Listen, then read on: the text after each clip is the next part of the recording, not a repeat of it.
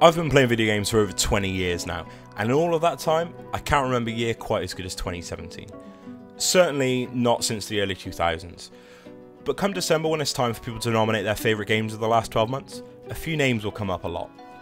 Zelda Breath of the Wild, Persona 5, Horizon Zero Dawn, or PlayerUnknown's Battlegrounds.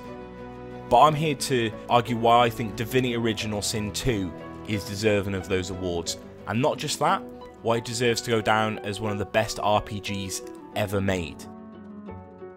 Divinity's caused me to drop all other games lately, and when I'm not playing it, I'm thinking about it, I'm talking about it, I'm convincing people to buy it, and I'm working out how to make this YouTube channel to talk about it. The first night I sat down to play this game, I planned to put a couple of hours in, maybe get my character made, the initial story set up, but before I knew it, 6 hours had passed and I was way past the time I needed to go to sleep for the night. Original Sin 2 buried its way deep within me. Original Sin 2 is Belgian developer Larian's follow-up to 2014 Kickstarter smash hit Divinity Original Sin. It's the next chapter in the long-running CRPG series.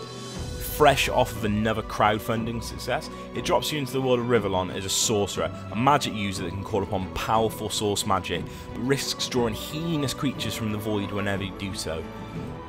Bishop Alexander the Innocent has condemned all sorcerers as totally evil, and you start aboard a transport ship en route to a prison island. Collar around your neck blocks access to this source magic, and you've only got escape on your mind.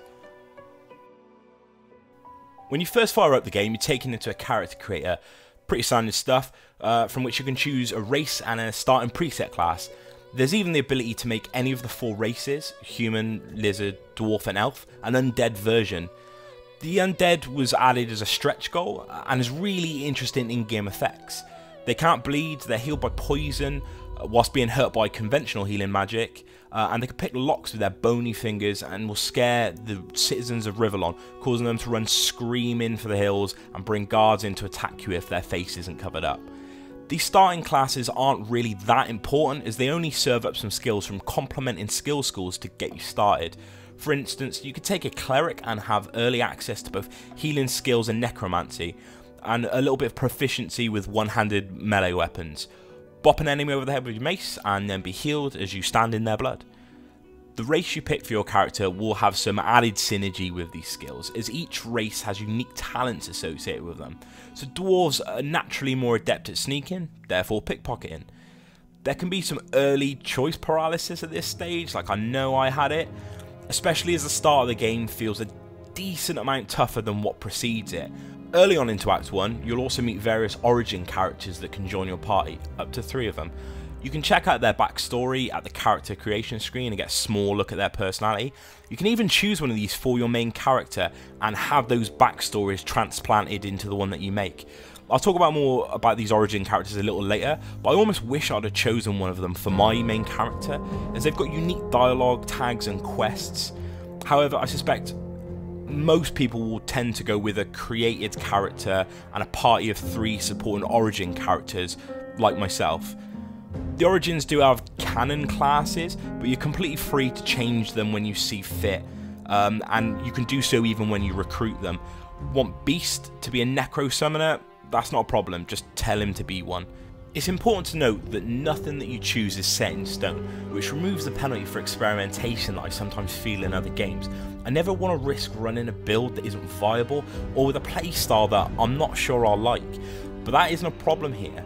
Essentially, in Act 2, you get the ability to perform 3 stat respecs on your party, but no matter what you choose, there's generally a way to get yourself out of a situation, such as the scope for trying new ideas with Divinity's turn-based combat system. Every skill and indeed movement you make has an associated action point cost, and battles unfold like miniature puzzles where you try to maximise the devastation you unleash with each turn. You and your enemies have got both magical and physical armour values, and most skills will target one of these armours before they can get through to the health bar. Similarly, negative status effects will only proc once the corresponding armour has been depleted.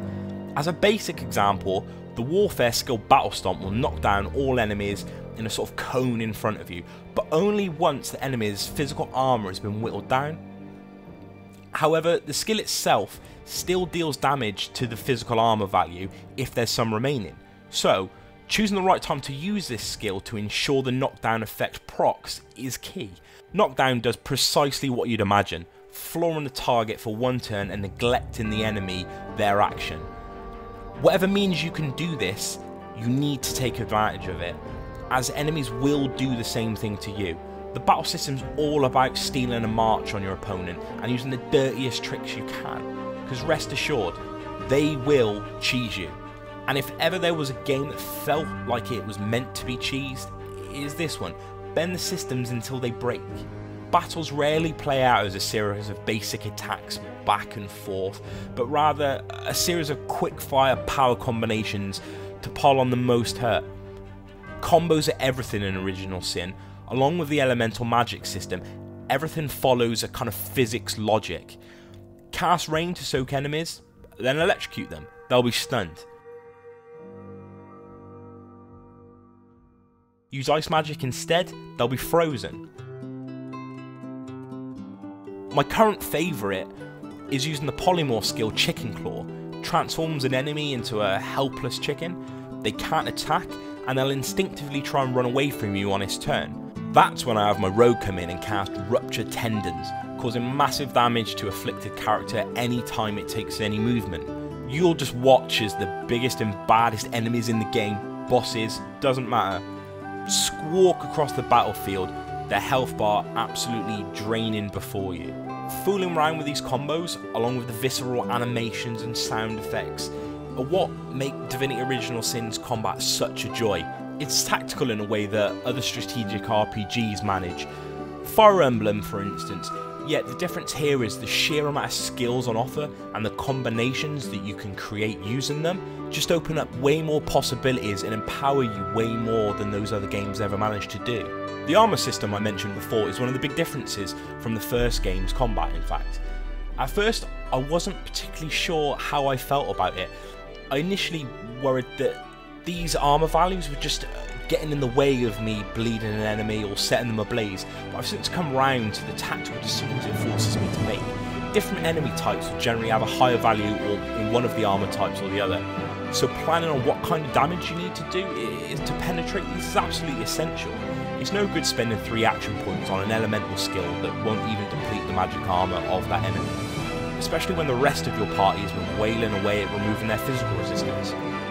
Yet again, I also came to realise that I have the same advantages as my foes, and I came to see the many armour regeneration skills like Bone Cage, Shields Up and Mend as some of the most powerful in the game. Combat feels like a moving puzzle, and party composition, positioning and skill management are all part of solving it. Crowd control is the aim of the game, and the amount of options are staggering, to be honest. Battle can be initiated from anywhere, so if a conversation finishes in a fight and it leaves you in a bad spot, you can reload your save and approach the situation from a different way. Maybe try teleporting their strongest foe closer to you. Maybe sneak around the back of them to initiate a fight with a backstab crit. You know, getting that little bit of damage in early could be the difference between you winning and losing. Do anything you can to get a leg up on the encounter, because this is a challenging game, make no mistake. Particularly in Act 1, where you have access to way less skills, and new tomes, weapons and armour are pretty expensive. I do recommend stealing whenever you can, however, just don't get caught. I played the game on Classic, as it seems to be the default normal difficulty, and it's plenty challenging, to be honest, especially in the early going. As a rule, you want to have level parity with whatever you're fighting, if not be above them. Fighting a crowd even 2 levels above you can feel pretty futile sometimes, as they'll tear through you in a single turn. That's not to say you still can't win. One fight in particular in Act 2, with an internal being as part of a side quest that's totally non-optional, but I won't outline for kind of spoiler reasons, had me pulling my hair out. The being standing in the way of me finishing my quest was level 14, I was level 12, and I took probably 10 attempts at repositioning where I wanted the fight to start, what skill I wanted to initiate with, but I finally did it. I went from being decimated before any of my party got a chance to cast a skill to pulling through victorious without using a single resurrection scroll. It's these encounters in which Original Sin 2 is most thrilling. They can last like 45 minutes, and all the systems harmonise to create my favourite battle system in years, maybe ever. But who or what it is you're fighting is always different as well. There's incredible enemy variety, and it stirs imagination both visually and narratively. From teleporting crocodiles to antagonistic spirits, necromancy practicing torturers to maniacal scarecrows. There really is a huge depth to what you'll see in Original Sin 2. The leveling system within Divinity was pretty overwhelming initially, to be honest. It ends up being both elegantly simple and deep enough to support varied builds. I was initially really scared going into the game because I would look up guides online where people were theory crafting what would be, you know, the best skills and the best skill schools to pick from and what attributes to kind of boost, and it was like making my head spin. But I just dove into the game and realised that it's honestly nowhere near as scary as you'd initially think. You don't want your character spread out too thin. It helps to have stat points in a few of the skill schools, especially ones that synergise well with each other. But working out these relationships, why I don't have to dread allocating my stat points in Original Sin 2 like I can with some other more cumbersome RPGs in recent years. Along with combat abilities, every few levels you get to add new civil abilities and traits which grant passive skills or enhancements. Again, picking which of these mesh with your character and the combat style makes level up time more interesting as you go along. As you level up, you'll of course have access to new gear for your party, and keeping this up to date is sometimes the most important upgrade you'll do, lest your armor numbers be dwarfed by your enemies. The gear works on a pretty common colour rarity guide with an impressive amount of unique and divine pieces, along with weapons, some of really interesting modifiers and stat boosts, and some pretty decent flavour text to go along with it. Speaking of flavour text, it brings me on to the writing in Original Sin 2. It's packed with writing, and it's fantastic. The world of Rivellon is rich with lore, meaningful characters throughout, and narrative adornment in the shape of readable diaries, books, and the like. There's nothing particularly groundbreaking about that, but it's rare that I'm still seeking these extra sources of world building well over 70 hours into a game. It just never happens for me. The novelty is usually long since worn off, but it's a true credit to the writing team at Larian. Including the extra writers that they hired with Kickstarter money, the world feels so rich and well realised. It's some of the best writing I've experienced in a game, period. There's excellent humour, be that main quests, the seemingly superfluous book I find on a shelf deep within a crypt, or speaking to a lonely turtle who wants nothing more than the affections of an always hungry rat she shares a cellar with. Seriously, make sure someone in your party has got the pet pal skill. That's not even mentioning the voice acting, which is superb throughout. It's made even more impressive by them voicing over 1 million lines of dialogue. A huge voice acting highlight of your party members, to be honest, which really contribute to the feeling that you're on an adventure with 3 other living characters, rather than 2-dimensional foils for your actions. I went with Eternal Undead Thane, former captive elf Sibyl, and Losa, the musician with an inner demon wrestling for control of her body. I find myself speaking to my party members whenever I get the chance. They've always got a unique take on events, unique quests to fulfill, and their motivations are usually focused on achieving those goals. They don't buy into my character as a saviour of the world. They're with me as a means to an end. Often the way they want to handle situations is completely different to the way I do, and that creates wonderful moments. A special mention is also got to go to the narrator, who does a stellar job of weaving the tale of my adventure. The voice actor playing him is incredible, and he's always got the perfect delivery for any moment, morbid or humorous. I'm pretty sure I want him to narrate every game I play from now on. I want to avoid speaking specifics about the dialogue and the writing for the most part, as I don't want to ruin anything for people going in. Plenty of people had reservations coming in from the first game, where they enjoyed the combat and the gameplay part of Original Sin, but they didn't enjoy the writing or the narrative anywhere near as much as something like Pillars of Eternity, which came out at about the same time. Rest assured, Original Sin 2 is a huge upgrade. The story is much more mature than the first, brutal, dark, and uncompromising at times, but without falling too far into the territory of grim dark for the sake of it.